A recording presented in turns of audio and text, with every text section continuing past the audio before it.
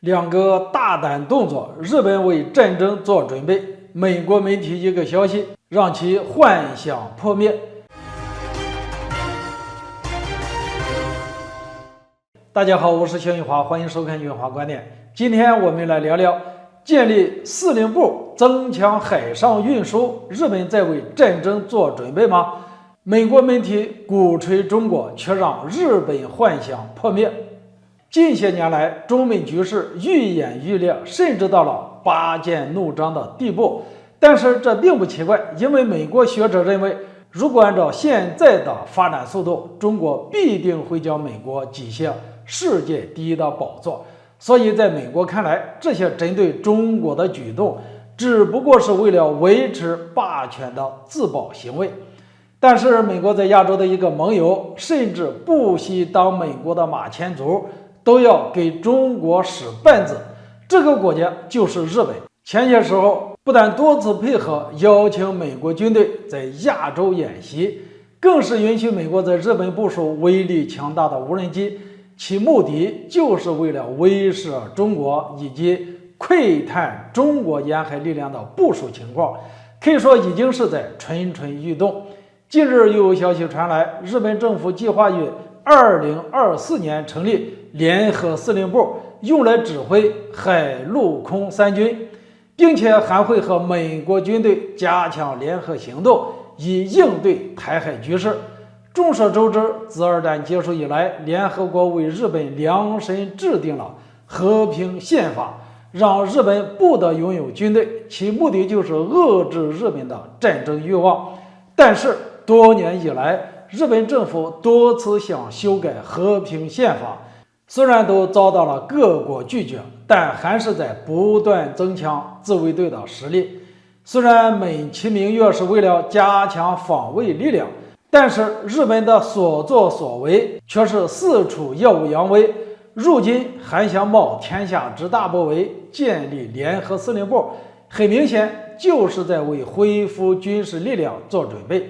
同时更是想凭借如今中美的博弈来浑水摸鱼。与此同时，日本媒体也爆料，为了应对台海可能发生的意外情况，日本政府正在计划将自卫队目前使用的2艘大型轮渡改为6艘，确保在发生意外时，自卫队有能力大规模运送人员和物资。如果说此前日本还是在蠢蠢欲动，那么这2个危险动作很明显能看出来，日本正在为战争做着准备。结合此前日本首相曾经说过台湾有事就是日本有事这番话，我们现在不能排除日本会在中国完成统一大业时主动出击。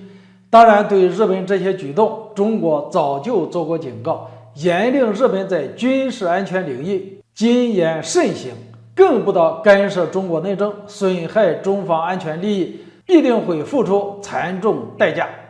看来日本并没有把这些警告听进去，但是美国媒体的一则消息却给了日本沉重一击。近日有美国媒体爆料，解放军又在南海岛礁上建设了军事基地，意图把这些岛礁打造成不沉的航母，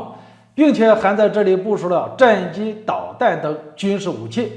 虽然美国媒体给出了相关的图片，证实这个消息的可信度，但是就算如此，中国在自己的领土上部署军事力量，保护自己的主权和领土完整是没有任何问题的。美国媒体这样的报道，无非又是在鼓吹中国威胁论的论调，以此来让中国成为西方共同的敌人。坦白来说，美国多年以来不断在境外部署各种军事力量，这才是在用武力给全世界制造麻烦、制造动乱。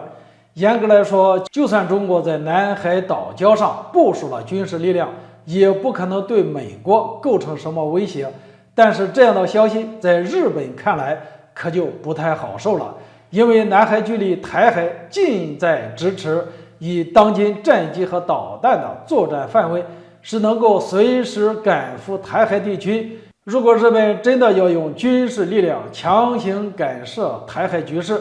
那么在南海岛礁上部署的中国人民解放军就会让日本的幻想彻底破灭。今天这话题就聊到这里，欢迎大家留言交流，下次见。